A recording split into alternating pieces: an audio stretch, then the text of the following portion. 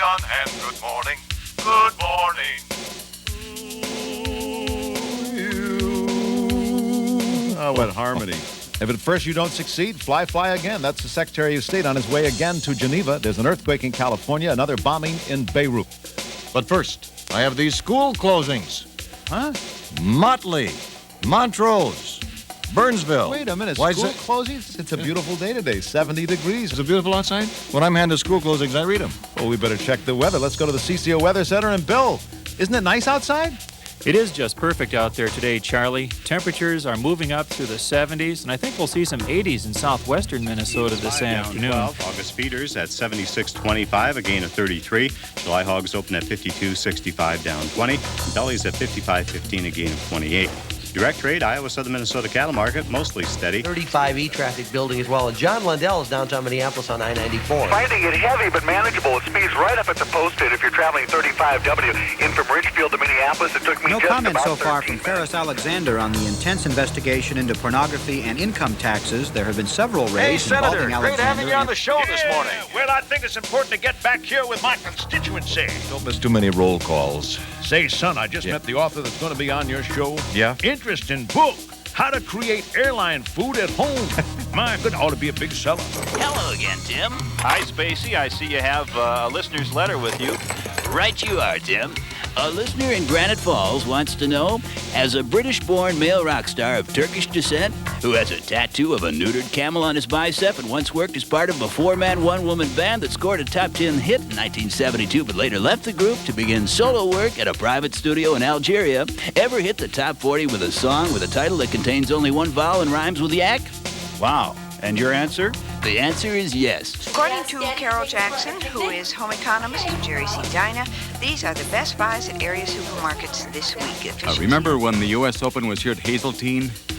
Well, the always controversial Dave Hill has supposedly mellowed since his Teed Off. That's the title of his book, Days, when he called the U.S. Open course a cow pasture. That's what he said of Hazeltine. Our guest has joined us. Marilyn French is with us this afternoon. I'm sure best known for her book, The Woman's Room, which was a best-selling, sometimes controversial novel. Peter Graves with us. What a treat, Peter, of course, coming back home. What high school did you attend here in Minneapolis? Southwest. Southwest, Yeah. I went to John Burroughs grade school. Carol Reese is with us, and she is the author of a book called Household Hints for Upstairs, Downstairs, and All Around the House. He says it's the country's faults.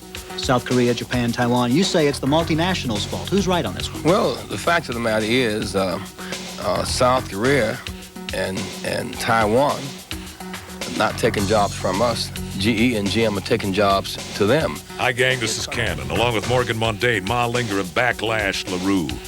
We're in the basement studio, and it's a little close in here today. The air conditioning isn't working. But we're going to fool you, we hope, with a little soft shoe and a change of voice. Right, Mundane? That's right, Cannon. We're going to do it today, and we're going to get the money. Yeah, I'm going out to the Viking training camp now to take a look at them. They've been working now. This is the second day, and they start right about now. And maybe I'll call you back if something happens, give you some real scoop. Okay, Steve-O? How's Morgan getting along? CBS News. I'm Mike Moss. The Reagan administration, which has made a big deal out of its battle against drugs, is trying to make a deal with Panama's military strongman, Manuel Noriega, who's accused Sports of drug night for Thursday night, live from Champs. And we'll have an opportunity to get some questions from the fans here at Champs for Roy Smalley. First of all, good evening, Roy. Thanks for joining us.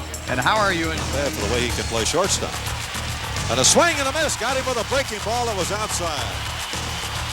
Anderson struck him out on 3 pitches. The fourth. For the Raiders now, their own Foley Wilson wants to throw. Pump fakes. Goes out in the flat. Complete to Bo Jackson. Jackson, a nice move to the outside. Hit by Lee, and the ball came loose. And Jesse Solomon's got it. Solomon down the left sideline at the 30, the 20. Solomon all the way down to the 11-yard line. Draw play, and breaking into the open as Thompson cuts to the outside. Goes out to the 15, to the 20. Breaks the clear. The 30, the 40, the 50, the 40. 3 men chasing. He is to the 20. He is to the 10. Good pressure by Burton on the defensive end of it, right side.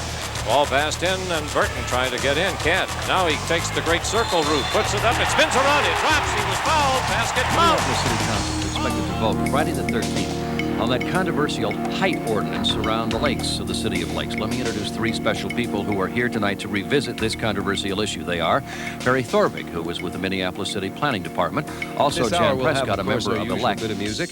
We'll get a wrap-up of last night's Twins game. A visit from actor-turned-producer Mike Farrell. And we also got a letter from Bob in Loma, Montana, who owns a restaurant there, always does the books at this time of the morning, and always listens to After Midnight here on CCO. We'll get in touch with Bob a little bit later on this hour. Good morning, good morning. It's grand to be on hand. Good morning to